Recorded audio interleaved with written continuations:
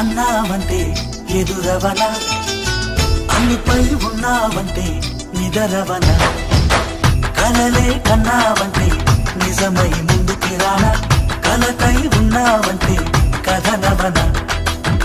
అమ్మలో ఉండే సగం అక్షరం నేనే, నాన్నలో రెండో సగం లక్షణం నేనే.